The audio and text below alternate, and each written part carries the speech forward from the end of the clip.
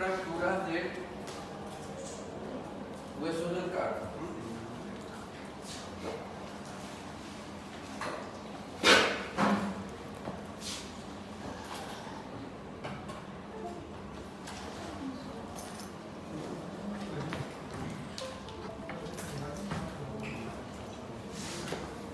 Entonces, ¿ustedes se acuerdan los huesos del carpo? ¿Cuáles eran los huesos del carpo? Había una primera hilera y segunda hilera. ¿Cómo es así? ¿Cuáles eran?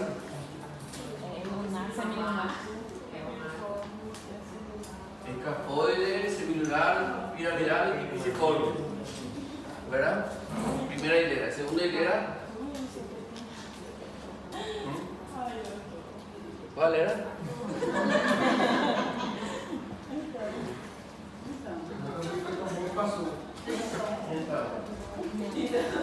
¿Qué? Escafoide, semilunar, piramidal y pisiforme. Trapecio, hueso grande y hueso ganchoso. Esos son los huesos del carpo, ¿verdad? Entonces, de los 8 huesos del carpo, el que más frecuentemente se fractura es el escafoide. El escafoide tiene una particularidad, ¿verdad? Es un hueso que se encuentra en las dos hileras en sí del carpo. Vamos a hacer un poco el carpo. Bueno, tenemos el radio distal, ¿verdad?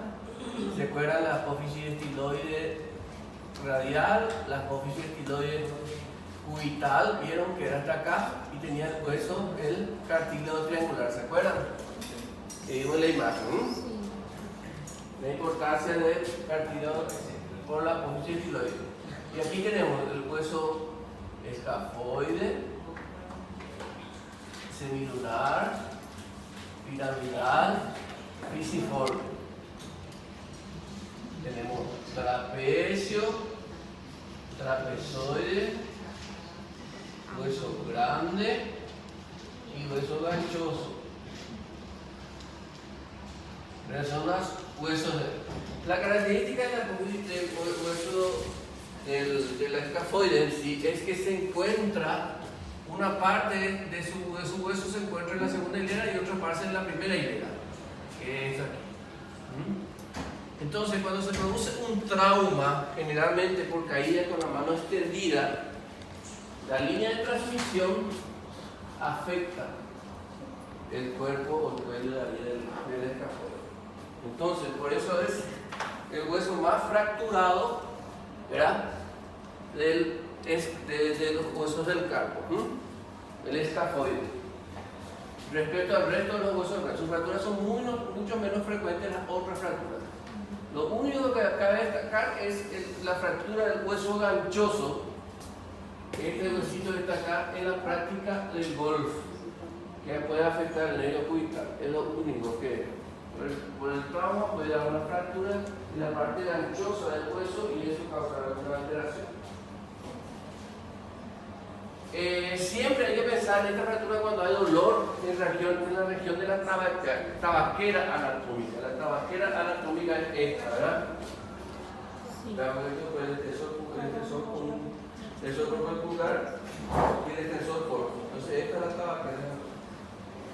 Entonces en este lo que suelen tomar tequila es le ponen la sal. Sí. Se coloca la tabaquera anatómica entonces la sal, ¿verdad? Y entonces la fractura puede no manifestarse, puede pasar inadvertida en la primera exploración radiológica, es decir, radiográficamente nosotros hacemos una radiografía y podemos ver que no encontramos nada. Y para mayor seguridad ante la duda, ¿se acuerdan ustedes? Estructura ósea simple pedíamos radiografía. Estructura ósea compleja, estructura ósea compleja pedimos una tomografía. Entonces lo mejor pedir una tomografía. Localizada generalmente es más frecuente la fractura del escafoide en su tercio medio, por esta razón que le dije, ¿vieron? La línea de transmisión de la fuerza va a nivel del cuello, del cuerpo. Otra característica que tiene el escafoide es que tiene una circulación terminal. ¿Qué significa eso? Quiere decir que la arteria tiene una arteria que solamente esa arteria le nutre todo el hueso. Y otra característica es su circulación desde distal para proximal. Es decir, que no entra la arteria por aquí, sino entra por acá. Entonces, si se produce una fractura, entonces no hay más circulación a estos lados. Entonces, esto puede producir una necrosis ósea aséptica, la fractura. Por eso es lo que es tan complicado el tratamiento del escafoide, la fractura del escafoide. Entonces, la tabaquera anatómica, ahí están sus determinaciones anatómicas, ¿verdad?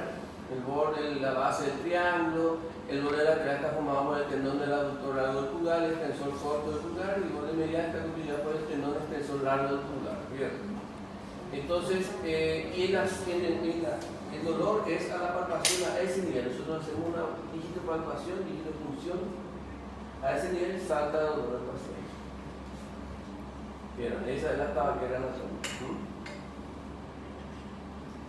Y generalmente la fractura es producida porque caía prácticamente a 90 grados. Cada una parte tiene prácticamente una extensión, la forma o la posición que adquiere la muñeca es de 90 grados. En ese caso se produce la fractura a ese nivel.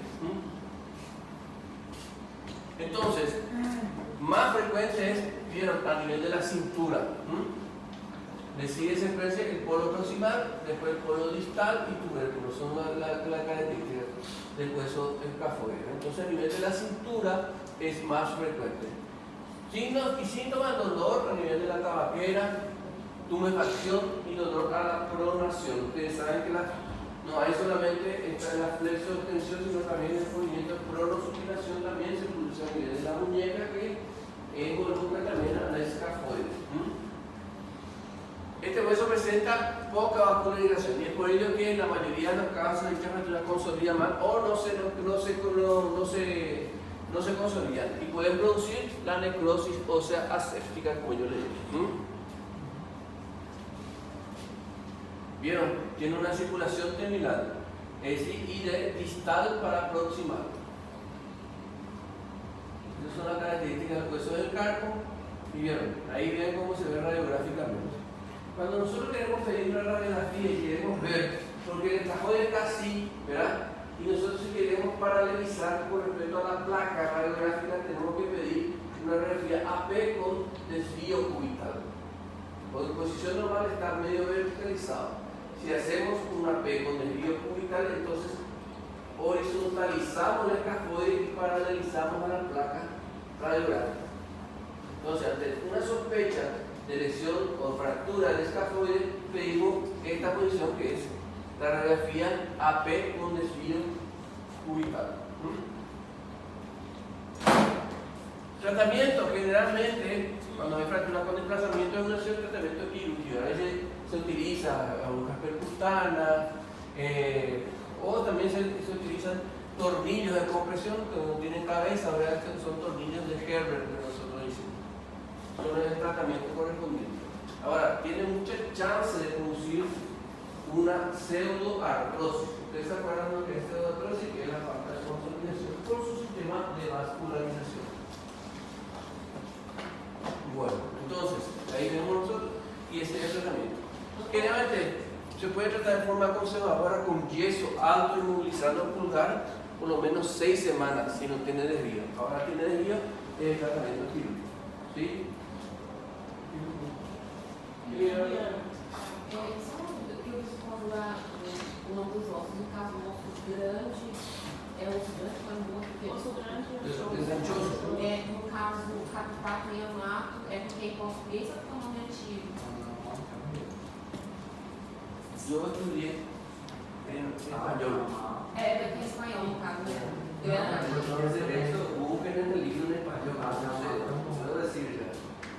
No me acuerdo cómo era el capitato amato. Pero em espanhol não se chama capitato e amato. Yo estoy hablando en... Grande e que não me ¿Cómo ustedes estudiaron en el libro de acá? ¿Cómo ustedes estudiaron? Amato, capitato. Pero aquí en español, el cafoide, trapecio, trapezoide, hueso grande y hueso ganchoso. Ese es en español.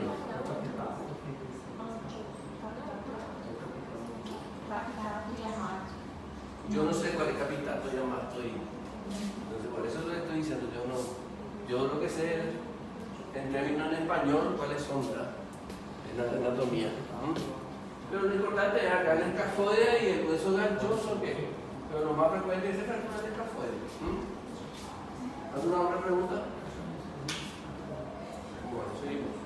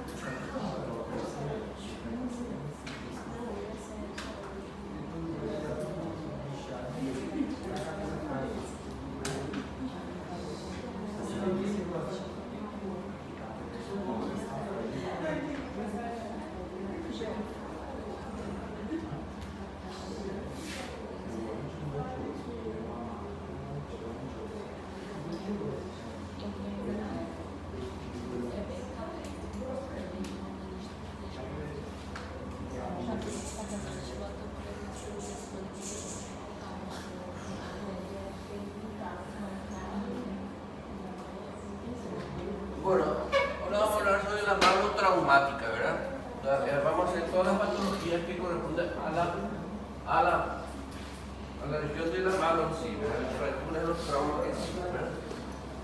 Entonces, la mano es muy importante, ¿verdad?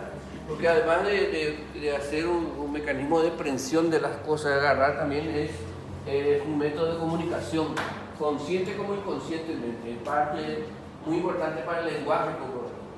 Su estructura expresa a través de mecanismos maravillosos, muchas habilidades en sí, por eso es importante nosotros tenemos en cuenta lo que es la importancia que en nuestro día a día implica la mano, ¿verdad? Esta es una imagen típica, lo que ya se fueron probablemente a Uruguay, para ver que es la mano que sobresale de la tierra, ¿verdad? Bueno, ustedes saben, ya hemos hablado sobre fracturas del hueso del carpo, ahora vamos a hablar de los metacarpianos. Los metacarpianos tenemos 5 metacarpianos, ¿verdad? Del 1 al 5. Y vamos a hablar del primer metacarpiano en sí ahora, que es el mismo que es la solución de continuidad del hueso, ¿verdad? Y se divide en fracturas de la base, diafisaria y distales, puede ser intra o extraarticulares. Las causas pueden ser por compresión axial y traumas directos. Entonces, fracturas directas de deporte, impacto, trabajo donde se requieren elementos auxiliares, caídas sobre la mano, inflexión palmar, accidentes, edad avanzada, son todos factores que influyen en los traumas, en las traumas de mano. Son más frecuentes en hombres y la mano derecha generalmente es la mano más, ¿cómo decirle? Más consciente, vamos a decirle. El paciente típico es un hombre de 40 años y conjuntamente con la fractura de falange supera el 10% total de las fracturas, supone. La primera fractura que vamos a hablar de los metacarpianos es del primer metacarpiano, que es la fractura de Bene, que corresponde a una luxofractura de la base del primer metacarpiano, ¿no? A este nivel. Generalmente, ¿qué se produce? Son generalmente con caídas y, por ejemplo, se engancha y ese mecanismo de hiperabducción produce una fractura en la base del quinto y produce una fractura en la luxación. Todo lo importante, gran deformidad, signo de Kutz, es decir, que nosotros no tiene una estabilidad, entonces le hacemos un movimiento así, ¿verdad? Se produce un movimiento, tracción a nivel del eje. Y las complicaciones dependen de la reducción y secuelas, puede ser estética y funcional. Generalmente el tratamiento, si no tiene desvío, es yeso en la reducción y dejamos, si no tiene desvío. Si es extraarticular. Ahora, si es intraarticular, hay que restituir anatómicamente. Siempre nosotros decimos, en fracturas intraarticulares, restituir anatómicamente. Secuela que puede producir una inestabilidad trapecio metacarpiano. Es el yeso. ¿Vieron? Y si en el caso eventual, ¿vieron? Podemos ponerles una mini placa, son microfragmentos con reducción a ese nivel, la fractura de Bene.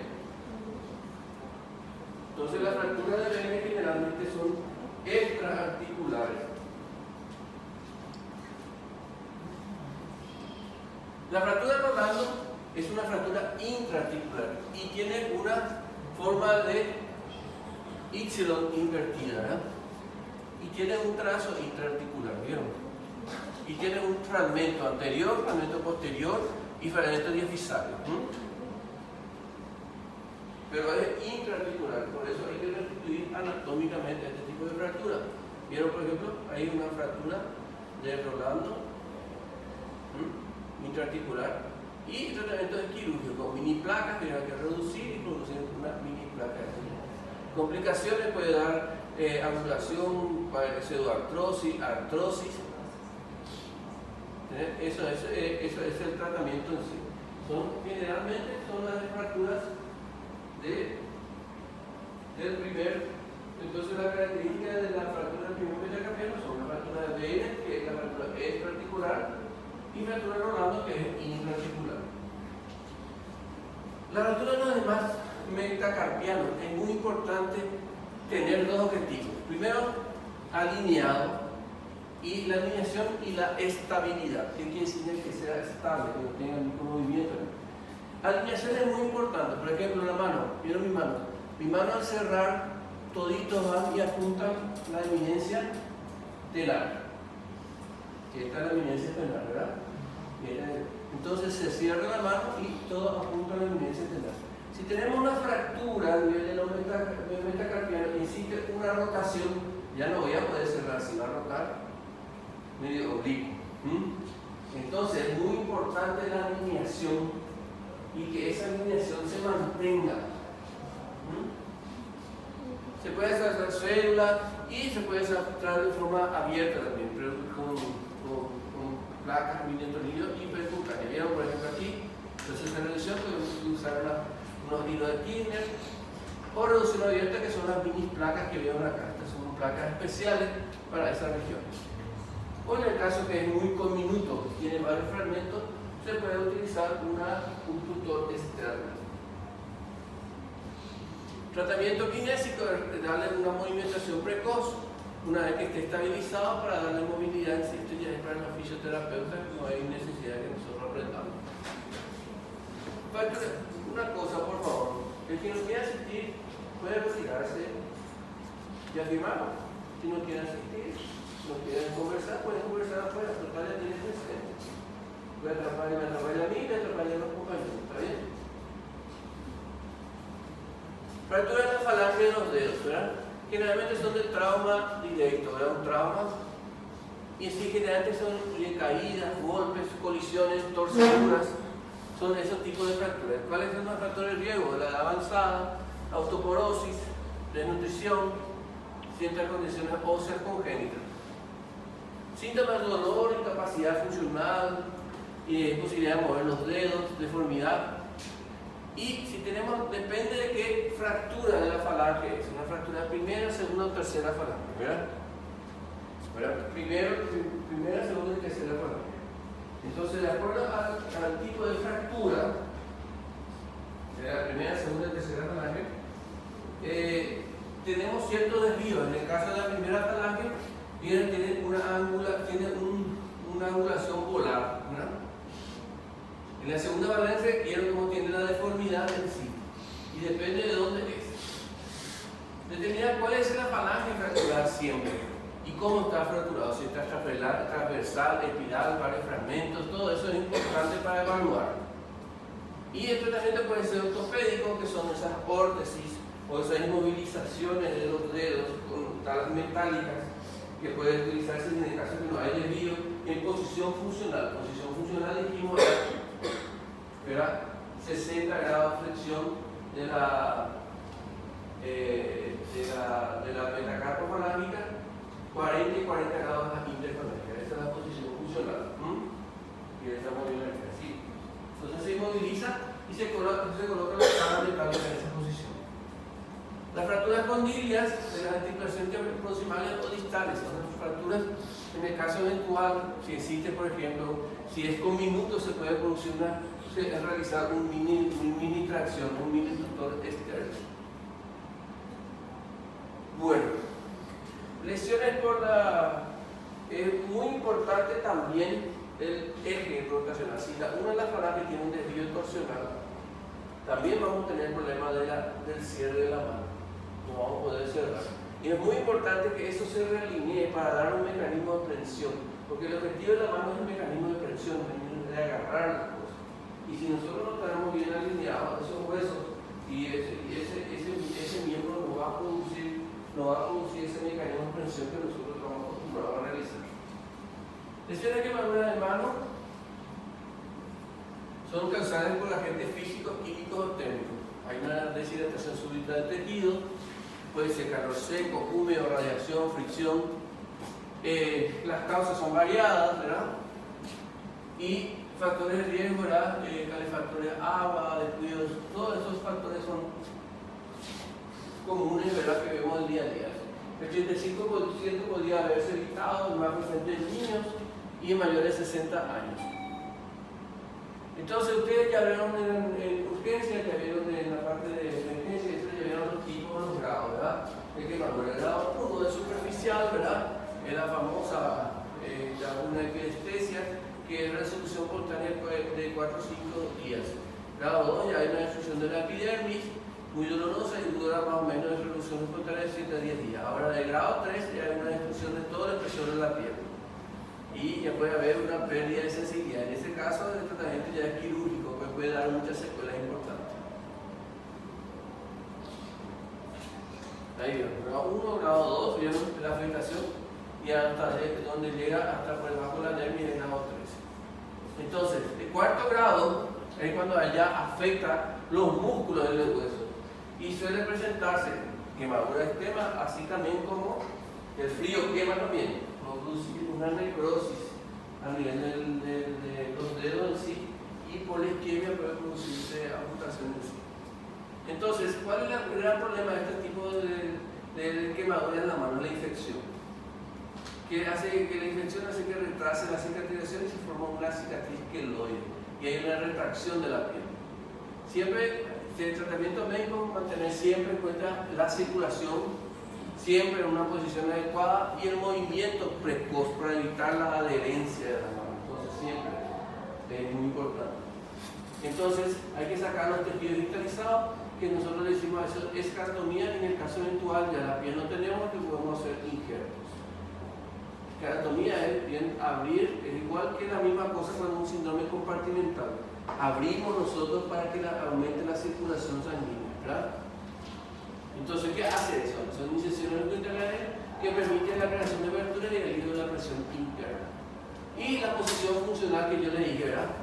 30 grados de presión dorsal, metacarpos maligna 40-25 grados y las interfalingeas en 30 grados. La posición funcional de que nosotros tenemos que dejar inmovilizada la mano. Existen órtesis especiales que posteriormente se utilizan y iniciar la kinesioterapia precoz, la movimentación. Los periodos de movimiento solo se suspenderán inmediatamente posteriores a la realización del registro. Después, a los 72 horas ya empieza otra vez la movimentación. Entonces, ya toda para la parte de fisioterapia.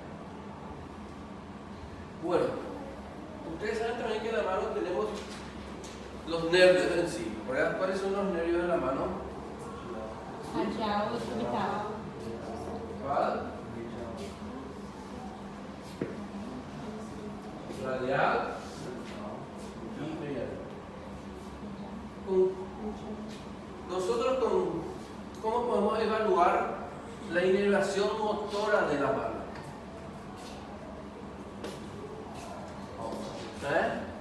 Con un solo movimiento nosotros podemos evaluar la inervación motora de la mano. ¿Ok? Ok. Ok. Flexión dorsal de la muñeca, radial. Aposición de los dedos, nervio medial. Abertura de los dedos,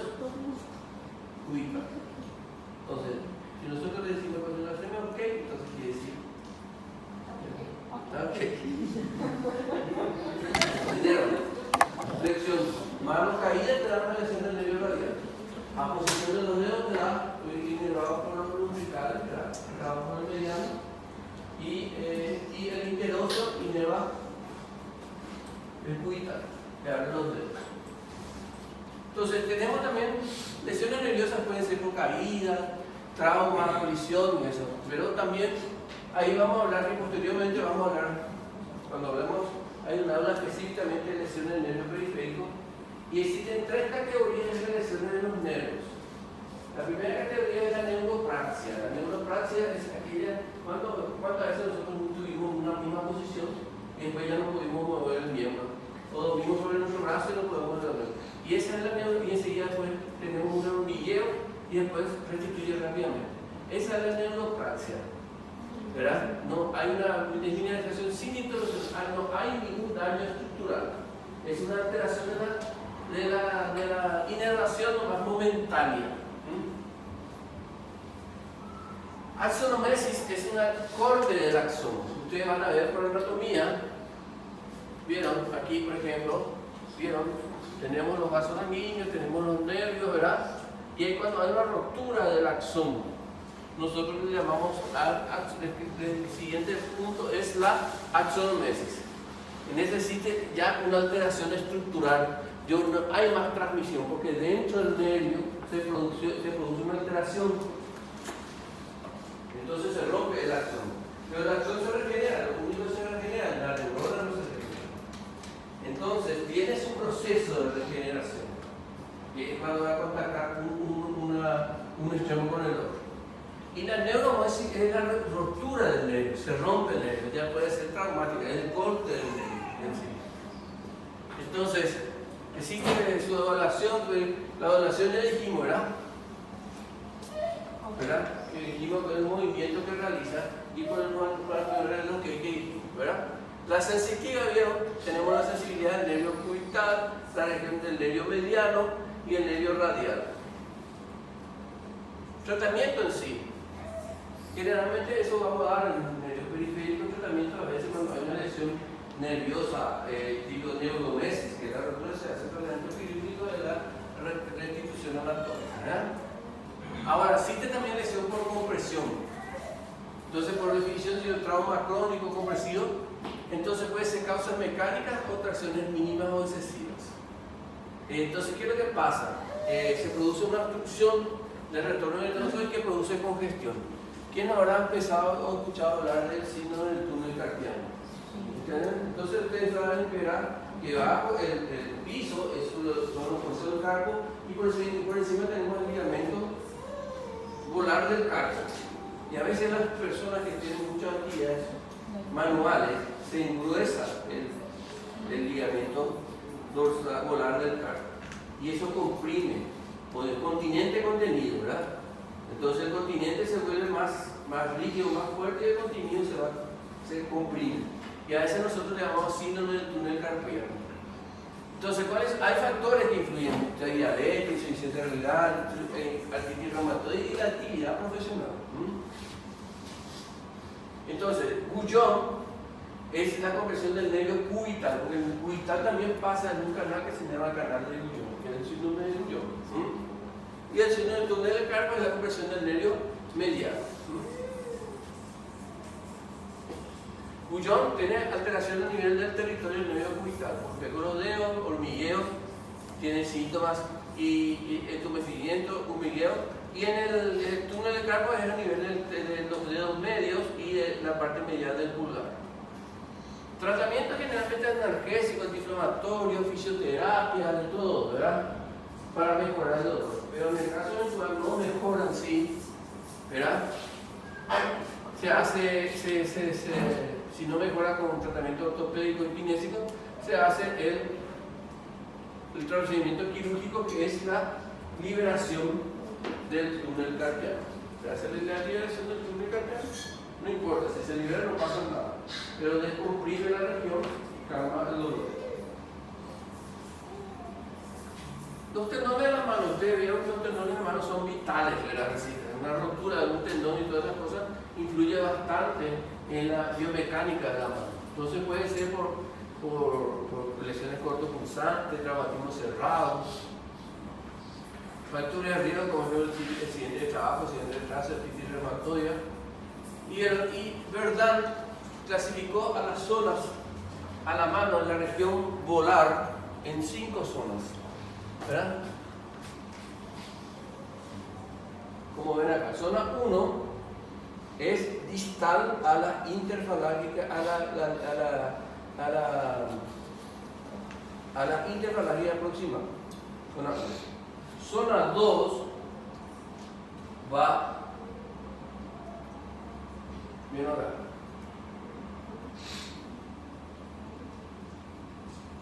zona 2 va de la interfalangia proximal hasta el borde medial del pulgar, en la zona 2. Zona 3 es medial a esa región, ¿verdad? Que corresponde a la zona del túnel, al pre-zona del túnel carpiano. Zona 4 es el túnel carpiano y zona 5 es proximal al túnel carpiano. La zona más peligrosa es la zona 2. Esta zona, ¿verdad? Esta zona se encuentra en las poleas. Entonces, cuando nosotros tenemos una lesión de piel o lo que sea, en esa región es mejor suturar la piel y lesión del nervio, es mejor suturar la piel y mandarla a un especialista. Porque si empezamos nosotros a querer suturar antes, no vamos a pasar más estragos que resolver el problema. Entonces, la zona 2, entonces va de, perdón, estoy equivocado, de la interfalangia proximal hasta la línea, esta línea de la vida, la bruja, ¿no que son brujas? ¿Qué línea es? ¿La vida? Línea de la vida. ¿Cuál es? ¿Cómo se llama? El amor, la vida. ¿Cuál es? La vida. Não, essa é do amor. Não, do amor é menor. Essa que vem direto aqui É da vida, que é a mais longa. Zona 1 es proximal, zona 2 a este nivel, zona 3, borde medial hasta el borde. Y zona 4 sería prácticamente el túnel carpiano. Deformidad, dolor, dificultad para realizar la flexión extensión, ¿verdad? Y el tratamiento quirúrgico es la tenorrafia, suturar el tendón. Generalmente podemos suturar con un mononylon, darle un puntito. Es mejor si en el caso en el cual vemos los dos, tenemos damos un puntito. Porque después se sabe que se retrae, es difícil después encontrar el